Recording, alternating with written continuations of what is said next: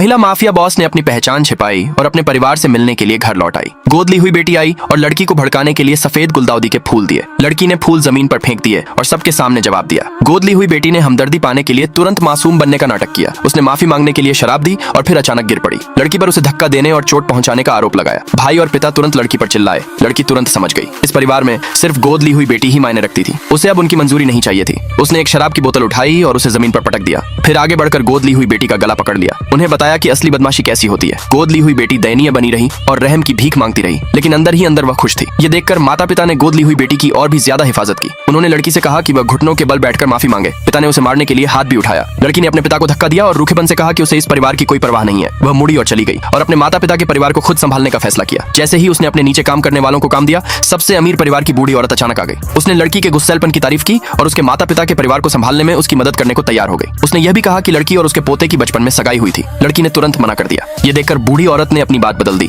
और उससे अपने बिगड़ैल पोते को काबू में करने की गुजारिश की। उसने यह भी कहा कि उसकी पहले की बहू ने तो लड़की को बचपन में दूध भी पिलाया था। लड़की को एक धुंधली सी बात याद आई और उसने उस मेहरबानी का बदला चुकाने का फैसला किया। अगले दिन लड़की नई ट्यूटर बनकर आई। उस आदमी ने जानबूझकर उसे उकसाया और उस पर कोला डाला और भिखारी जैसे कपड़े पहनने के लिए उसका मजाक उड़ाया। लड़की ने उसे काबू में करने के लिए कुछ तेज चालें चली, जिससे उसे अपनी गलती माननी पड़ी और उसने माफी मांगी। कुछ ही दिनों में उस आदमी ने उसकी पूरी बात मान ली। दो चाचा परेशान हो गए। उन्हें डर था कि वह विरासत वापस पालेगा, इसलिए उन्होंने एक चचेरे भाई को उसे फंसाने के लिए उकसाया। उन्होंने उस आदमी को माफिया से बात करने के लिए धोखा दिया, यह कहकर कि लड़की को डराना सबसे सेफ प्लान है। आदमी हिचकिचाया, लेकिन आखिरकार मान गया। उसे पता नहीं था कि उसे बेचा जा रहा है। पैसे लेने के बाद गैंग ने सीधे उसे किडनैप कर लिया। शेर एंट ने और गैंग की महिला बॉस को प्रॉपर्टी जब्त करने में मदद करने का प्लान बनाया। जब लड़की ने खबर सुनी तो वह दौड़ कर आई। यह सुनकर बुढ़िया घबरा गई। लड़की ने उसे दिलासा दिया, कहा कि वह उसे पक्का सेफ वापस ले आएगी। सुरागों का पीछा करते हुए वह एक खाली फैक्ट्री में पहुंची। गैंग का एक मेंबर उस आदमी पर पेट्रोल डालने वाला था। वह आदमी डर के मारे वहीं बेहोश हो गया। लाइटर के जमीन पर गिरने से ठीक पहले दरवाजा जोर से खुला। लड़की ने ठंडे स्वर में कहा, अगले भाग के लिए नीचे कमेंट में यस लिखे।